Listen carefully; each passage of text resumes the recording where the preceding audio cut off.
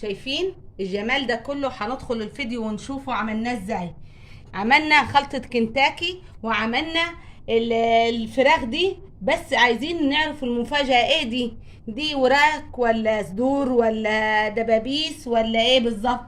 هندخل الفيديو ونشوف عملنا خلطة كنتاكي بايه، ايه نوع اللحمة اللي احنا مستعملينها دي او نوع الفراخ اللي احنا مستعملينها. شايفين معانا مجرمشة خالص ومستوية من جوه اهي، وطعمها خطير خطير خطير.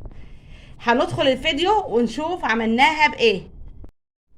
السلام عليكم ورحمة الله وبركاته، معاكم أسرار ست البيت. النهاردة إن شاء الله هنعمل أكلة خفيفة خالص بالأجنحة، زي خلطة كنتاكي، زي ما بنجيبها مجرمشة من بره بالظبط، بس بطريقة مختلفة.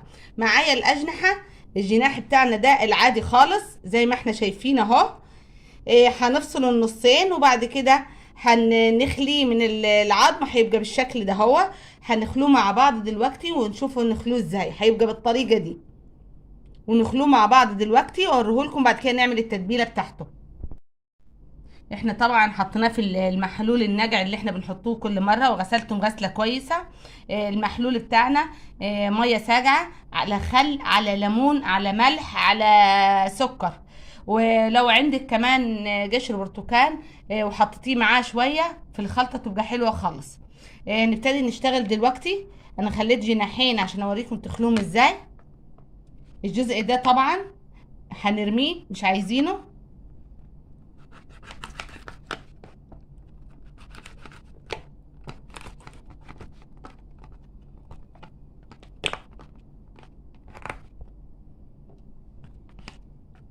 ونيجي هنا من النص من الحته دي اهي نفصلها، هيبقى معانا جزئين.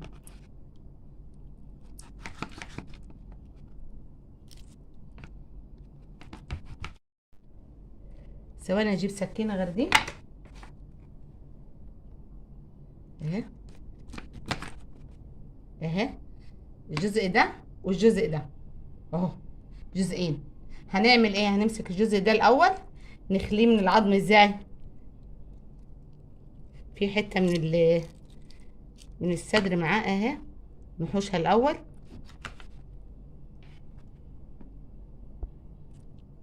اهي، تنزل كده زي حكايه خلي الورك لما عملته معاكم الورك الكذاب، الحمام الكذاب اهي.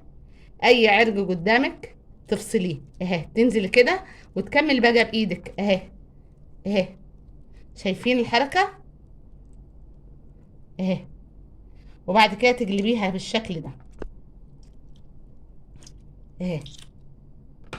شايفين اهي اهي، شايفين المنظر ده. بعد كده هنتبلها ونقليها. الجلده طبعا هنشيلها، اي جلد زياده هنشيله، هتبقى بالشكل ده. ده الجزء الاول من الجناح. الجزء التاني هو اللي ايه، اللي عايز شغل شويه، علشان فيه عضمايه صغيره وعضمايه كبيره. هنشيل العضمايه الصغيره، نشيلها خالص ونطلعها. هتسلكي معاكي العروق اي عرق قدامك اهي، هي دي العضمايه الصغيره اهي. انا زي ما قلت لكم انا ما بحبش البس الجوانت وانا شغاله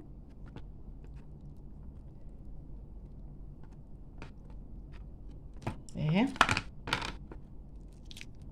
اهي. طلعت معايا العضميه ايه الرفيعه دي، فضلت معايا العضميه ايه التانية.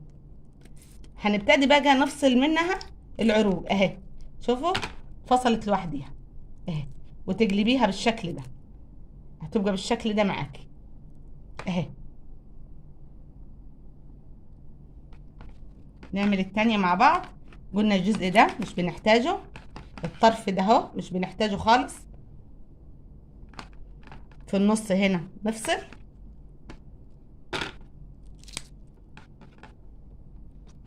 احسن ما تجيبي الكياس اللي بتجيبيها متبله من بره وتجليها لاولادك على طول، تعمليه انت في البيت احسن بايدك.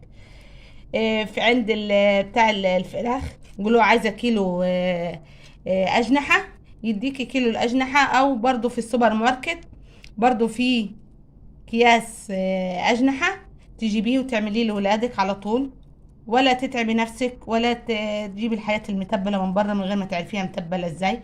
انت تتبليها بتتبيلة انت عارفاها وتعمليها لولادك اهي. شايفين؟ ده الجزء اللي فوق اهي.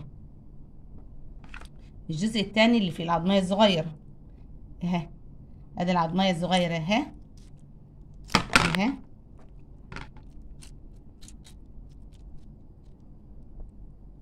هي اول ما هتتعودي ان انت تخلي على طول مش هتاخدي وقت.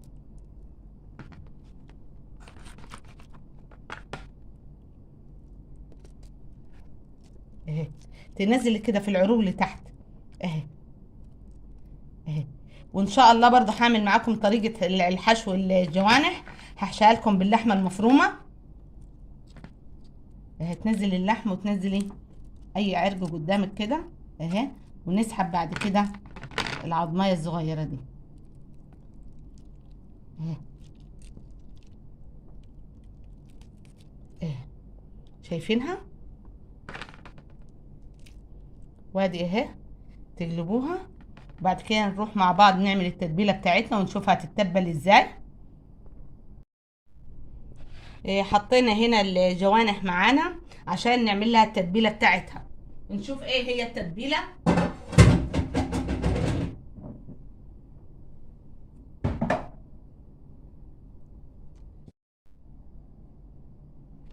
انا حطيت فلفل اسود، وحطيت بهارات الفراخ اللي احنا عاملينها مع بعض، والبابريكا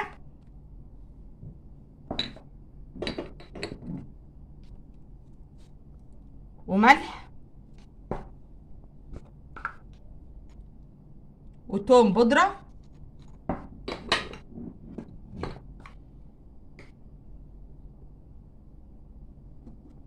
وشوية خل زي بعض. انا ملخومة عشان ولد الصغير هو اللي بيصورني، عايزة اعرف اظبط معاه. بعد كده نقلب الخلطة دي. لو عندك ليمون حطي، بس الليمون ما ينفعش ان انت ايه لو ركنتيه فترة طويلة هيمرر معاكي، يبقى احنا استغنينا عنه بالخل. نقلب كده ونسيبها شوية في التتبيلة، ونروح نعمل الرز البسمتي مع بعض لغاية ما ايه تشرب من التتبيلة شوية. لو تسيبيها يا ساعة او ساعتين او من بالليل للصبح يكون احسن في التتبيلة دي. زي ما احنا بنقول لاي تتبيلات فراخ او لحمة لازم نسيبها فترة طويلة. نروح نعمل الرز البسمتي مع بعض. انا ناجعة كوبايتين رز بسمتي اللي هي نص ساعة، نروح نعمله مع بعض وتكون شربت من التتبيلة بتاعتها. وادي معايا الحلة سخنت على البوتاجاز. نحط حتة زبدة وشوية زيت علشان الزبدة ما تتحرقش مننا.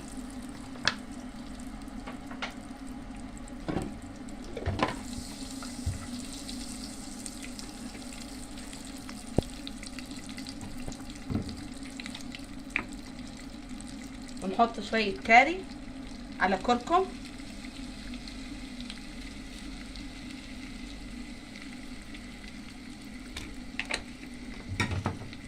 نحط حبهان، ورق لورا، حتة قرفة.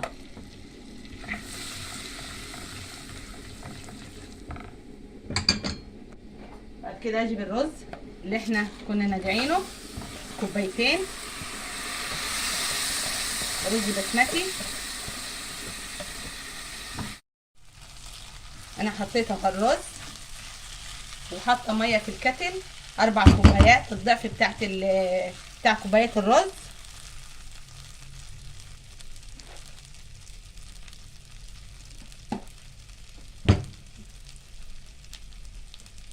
نسينا الملح، نحط الملح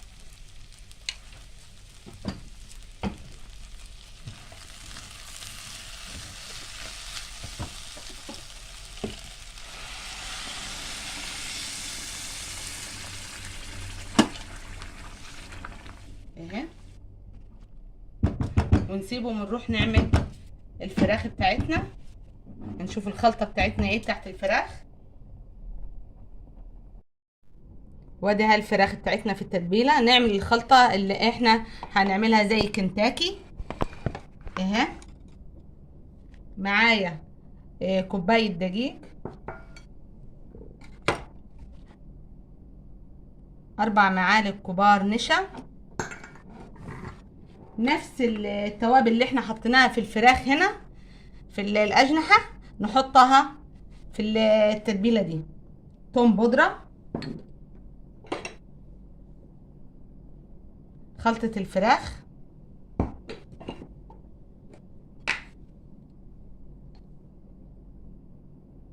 بابريكا،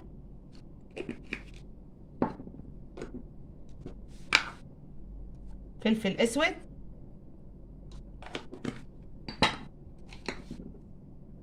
ملح. ونراعي ان احنا الملح بنحطه في كل حاجة، يعني ايه نشوف النسب بتاعته ايه هي. نقلبهم كويس كده عشان يدخلوا في بعض التتبيلة دي. ونحط بيضة اهي. خلاص. ونجيب شوية مية ساقعة، وعلى حسب التتبيلة بتاعتك ما تاخد مية.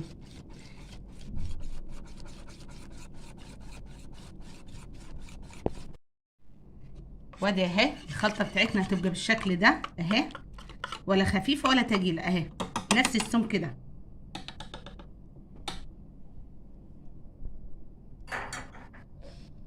بعد كده ناخد الفراخ بتاعتنا اهي، الجناح اللي احنا ظبطناه في التوابل هنحطه هنا اهي. شايفين؟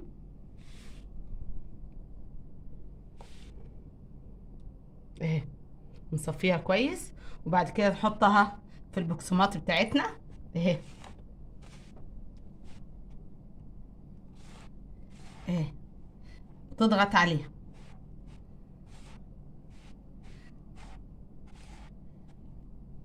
بالشكل ده.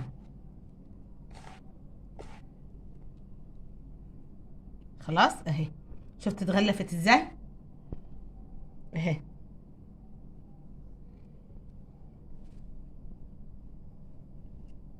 نجيب واحدة تاني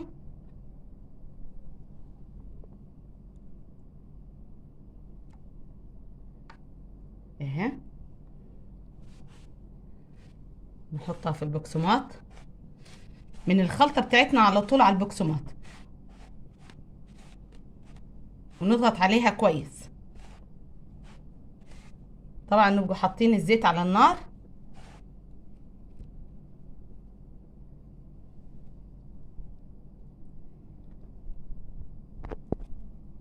اهي. نعمل شوية كده اهو اهي. بعد كده نغلفهم في الاخر